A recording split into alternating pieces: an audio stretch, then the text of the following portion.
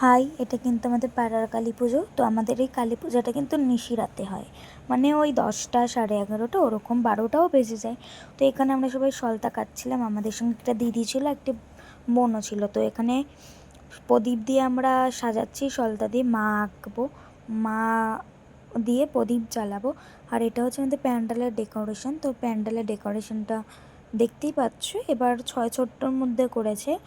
এবারে প্রতিমাটাও খুব ছোট। তো প্রতিমাটাকে তোমরা দেখতেই পাচ্ছ, প্রতিমাটা এবারের মতন ঠিকঠাক এনেছে, তবে প্যান্ডেল যেরকম এরকম। তো আস্তে আস্তে প্রদীপের এখানে মা লেখাটাও হয়ে যাচ্ছে আস্তে আস্তে। তো এখানে দেখতেই পাচ্ছ প্রতিমাটাকে। তো এখানে কিন্তু আমরাও ছিলাম না, আমাদের সঙ্গে গোপালও ছিল। তো আমাদের এই আরও ভিডিও আমার কিন্তু চ্যানেলে নেক্সট পার্টে পেয়ে যাবে, মানে পার্ট 2-তে। তো আজকের মতন এই পর্যন্ত, বাই। আর আমাদের এই চ্যানেলে সাবস্ক্রাইব করে দিও।